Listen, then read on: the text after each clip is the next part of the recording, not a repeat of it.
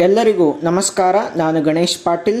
ಸ್ನೇಹಿತರೆ, ಇವತ್ತಿನ ಈ ವಿಡಿಯೋದಲ್ಲಿ ನಾವು the Hindu religious institutions and charitable endowment act 1997ನ ಸೆಕ್ಷನ್ 23ಯನ್ನು ನಾವು ಡಿಸ್ಕಸ್ ಮಾಡೋಣ. ಮುಖ್ಯವಾಗಿ ಈ ಕಾಯ್ದೆ ಹಿಂದೂ ರಿಲಿಜಿಯನ್ ಅಂದರೆ ಹಿಂದೂ ಧರ್ಮಕ್ಕೆ ಸಂಬಂಧಪಟ್ಟಂತೆ ಆ ಧರ್ಮದ ಇನ್ಸ್ಟಿಟ್ಯೂಷನ್ಸ್ ಅಂದರೆ ಸಂಸ್ಥೆಗಳು ಮತ್ತು ಚಾರಿಟೇಬಲ್ ಎಂಡೋಮೆಂಟ್ಸ್, ಚಾರಿಟಿ ಅಂದರೆ ದಾನ ಕೊಡೋದು, ಚಾರಿಟೇಬಲ್ ಎಂಡೋಮೆಂಟ್ಸ್ ಅಂದರೆ ಆ ದಾನವಾಗಿ ಕೊಡುಗೆಗಳನ್ನು ಆ ಧರ್ಮದ ಉದ್ಧಾರಕ್ಕಾಗಿ ಕೊಡುವಂಥದ್ದು. ಈ ಎಲ್ಲ ಅಂಶಗಳಿಗೆ ಸಂಬಂಧಪಟ್ಟಂಥ ಕಾಯ್ದೆ ಇದಾಗಿದೆ. ಈ ಕಾಯ್ದೆ ಹಿಂದೂ ರಿಲಿಜಿಯಸ್ ಇನ್ಸ್ಟಿಟ್ಯೂಷನ್ಸ್ ಅಂದರೆ ದೇವಸ್ಥಾನಗಳಾಗಿರ್ಬೋದು, ಮಠಗಳಾಗಿರ್ಬೋದು, ಅವುಗಳಿಗೋಸ್ಕರ ಅವುಗಳನ್ನು ಗವರ್ನ್ ಮಾಡುವ ಸಲುವಾಗಿ ಕಮಿಷನರನ್ನು ಅಪಾಯಿಂಟ್ ಮಾಡುವುದರ ಬಗ್ಗೆ, ಈ ಇನ್ಸ್ಟಿಟ್ಯೂಷನ್ಗಳಿಗೆ ಸಂಬಂಧಪಟ್ಟಂತೆ ತಹಸೀಲ್ದಾರ್ ಆಗಿರ್ಬೋದು, ಅಸಿಸ್ಟೆಂಟ್ ಕಮಿಷನರ್ ಆಗಿರ್ಬೋದು, ಡೆಪ್ಯೂಟಿ ಕಮಿಷನರ್ಗಳವರ ಇತ್ಯಾದಿ ಕಮಿಷನರ್ ಅವರ ಒಂದು ಡ್ಯೂಟೀಸ್ ಏನು, ರೆಸ್ಪಾನ್ಸಿಬಿಲಿಟೀಸ್ ಏನು ಅನ್ನೋದರ ಬಗ್ಗೆ, ಮತ್ತು ದೇವಸ್ಥಾನಗಳಿಗೆ ಅರ್ಚಕರನ್ನು ಅಪಾಯಿಂಟ್ ಮಾಡೋದರ ಬಗ್ಗೆ, ಮತ್ತು ಟೆಂಪಲ್ ಸರ್ವೆಂಟ್ಸ್ಗಳನ್ನು ಅಂದರೆ ಈ ಕಸ ಗುಡಿಸೋರು, ದೇವಸ್ಥಾನವನ್ನು ಕ್ಲೀನ್ ಮಾಡೋರು, ಇವರನ್ನು ಅಪಾಯಿಂಟ್ ಮಾಡೋದರ ಬಗ್ಗೆ, ಅವರ ಕ್ವಾಲಿಫಿಕೇಷನ್ಸ್ನ ಬಗ್ಗೆ, ಅವರ ಡಿಸ್ಕ್ವಾಲಿಫಿಕೇಷನ್ಸ್ನ ಬಗ್ಗೆ ಇತ್ಯಾದಿ ಎಕ್ಸೆಟ್ರಾ. ಮತ್ತು ಈ ಕಾಮನ್ ಪೂಲ್ ಫಂಡ್ ಏನು ದೇಣಿಗೆಯನ್ನು ಕೊಡ್ತಾರಲ್ಲ ಅದನ್ನು ಮ್ಯಾನೇಜ್ಮೆಂಟ್ ಮಾಡೋದರ ಬಗ್ಗೆ. ನೆಕ್ಸ್ಟ್ ಅಡ್ವೈಸರಿ ಕಮಿಟಿ ಅಂದರೆ ಸ್ಟೇಟ್ ಲೆವೆಲ್ನಲ್ಲಿ ಈ ದೇವಸ್ಥಾನಗಳಿಗೆ ಯಾವ ರೀತಿಯಾಗಿ ನಡೆಸ್ಕೊಂಡು ಹೋಗಬೇಕು ಅನ್ನೋದಕ್ಕಾಗಿ ಅಡ್ವೈಸರಿ ಕಮಿಟಿಯನ್ನು ಮಾಡೋದರ ಬಗ್ಗೆ.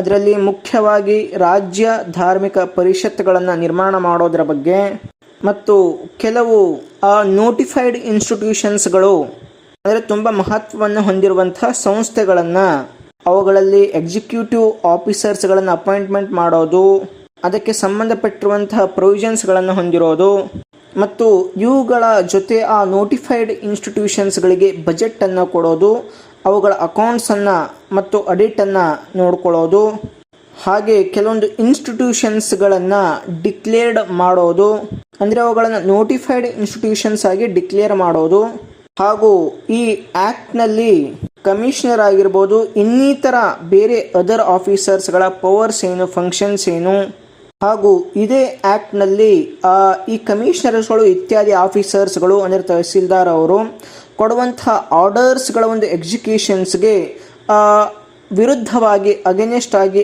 ಅಪಿಯಲ್ ಹೇಗೆ ಹೋಗಬೇಕು, ಅವರು ಕೊಟ್ಟಿರುವಂತಹ ಆರ್ಡರ್ಸ್ಗಳನ್ನು ಹೇಗೆ ರಿವಿಷನ್ ಮಾಡಬೇಕು, ಈ ಎಲ್ಲ ಅಂಶಗಳ ಬಗ್ಗೆ ಮತ್ತು ಇನ್ನೂ ಹಲವು ಮಿಸ್ಲೇನಿಯಸ್ ಪ್ರೊವಿಷನ್ಸ್ಗಳ ಬಗ್ಗೆ ಈ ಆ್ಯಕ್ಟ್ ಕೆಲವೊಂದು ಪ್ರೊವಿಷನ್ಸ್ಗಳನ್ನು ಹೊಂದಿದೆ. ಈಗ ಇದರಲ್ಲಿ ನಾವು ಇವತ್ತಿನ ಕ್ಲಾಸ್ನಲ್ಲಿ ಸೆಕ್ಷನ್ 23ಯನ್ನು ಡಿಸ್ಕಸ್ ಮಾಡಬೇಕಾಗಿದೆ. ಸೆಕ್ಷನ್ 23 ನೋಟಿಫೈಡ್ ಇನ್ಸ್ಟಿಟ್ಯೂಷನ್ಸ್ಗಳ ಬಗ್ಗೆ ಡಿಸ್ಕಸ್ ಮಾಡುತ್ತೆ.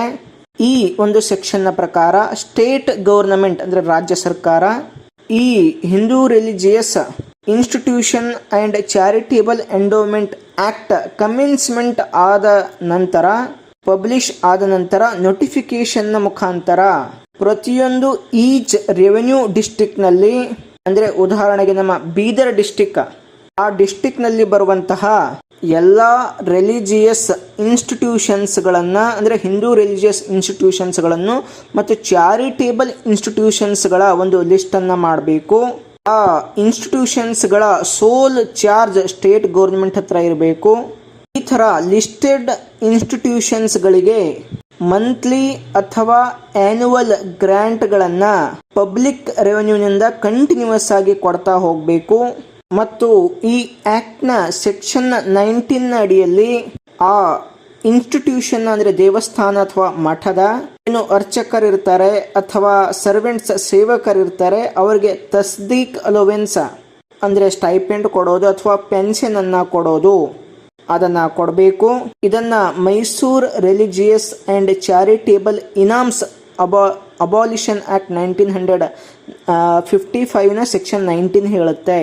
ಈ ಫೆಸಿಲಿಟೀಸ್ಗಳು ಹೈದರಾಬಾದ್ ಎಂಡೋಮೆಂಟ್ ರೆಗ್ಯುಲೇಷನ್ಸ್ನ ಬುಕ್ ಆಫ್ ಎಂಡೋಮೆಂಟ್ಸ್ನಲ್ಲಿ ರಿಜಿಸ್ಟರ್ಡ್ ಆಗಿರುವಂಥ ಇನ್ಸ್ಟಿಟ್ಯೂಷನ್ಸ್ಗಳಿಗೂ ಕೂಡ ಕೊಡಬೇಕು. ಅದೇ ರೀತಿ Madras Hindu religious and charitable endowments act 1951ನಲ್ಲಿರುವಂತಹ ಎಲ್ಲ ಇನ್ಸ್ಟಿಟ್ಯೂಷನ್ಸ್ಗಳನ್ನು ಕೂಡ ಈ ಆ್ಯಕ್ಟ್ ಗವರ್ನ್ ಮಾಡುತ್ತೆ.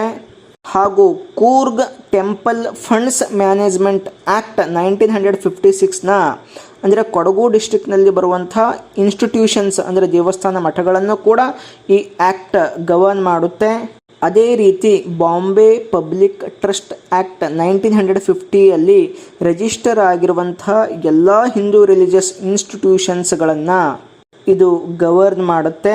ಹೀಗೆ ಈ ರೀತಿಯಾಗಿ ಏನು ರಿಜಿಸ್ಟರ್ ಆಗಿರುವಂಥ ಎಲ್ಲ ಹಿಂದೂ ರಿಲಿಜಿಯಸ್ ಇನ್ಸ್ಟಿಟ್ಯೂಷನ್ಸ್ಗಳಿಗೆ ಮಂತ್ಲಿ ಆಗಿರ್ಬೋದು ಅಥವಾ ಆ್ಯನ್ಯುವಲ್ ಗ್ರ್ಯಾಂಟ್ಸ್ಗಳನ್ನು ಈ ಸೆಕ್ಷನ್ 23ಯಲ್ಲಿ ಕೊಡಬೇಕು, 23 ಅಡಿಯಲ್ಲಿ ಕೊಡಬೇಕು.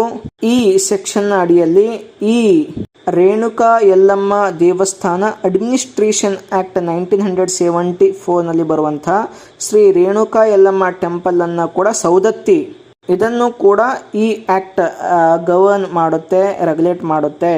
ಸೊ ಸ್ನೇಹಿತರೆ, ಹೀಗೆ ಈ ಎಲ್ಲ ಹಿಂದೂ ರಿಲಿಜಿಯನ್ಗೆ ಸಂಬಂಧಪಟ್ಟಂತ ಎಲ್ಲ ಸಂಸ್ಥೆಗಳನ್ನು ಈ ಸೆಕ್ಷನ್ 23 ಲಿಸ್ಟ್ ಮಾಡುತ್ತೆ ಮತ್ತು ಆ ಸಂಸ್ಥೆಗಳಿಗೆ ಕೆಲವೊಂದು ಮಂತ್ಲಿ ಅಥವಾ ಆನ್ಯುವಲ್ ಗ್ರಾಂಟ್ಸ್ಗಳನ್ನು ಕೊಡುತ್ತೆ ಮತ್ತು ಅಲ್ಲಿ ಕೆಲಸ ಮಾಡುವಂಥ ಅರ್ಚಕರಿಗೆ ಮತ್ತು ಸರ್ವೆಂಟ್ಸ್ಗಳಿಗೆ ಒಂದು ಸ್ಟೈಪೆಂಡ್ ಅನ್ನು ಕೊಡುವಂಥದ್ದು, ಪೆನ್ಷನ್ ಅನ್ನು ಕೊಡುವಂಥ ಒಂದು ಪ್ರೊವಿಷನ್ಸ್ಗಳನ್ನು ಈ ಒಂದು ಸೆಕ್ಷನ್ ಒಳಗೊಂಡಿದೆ.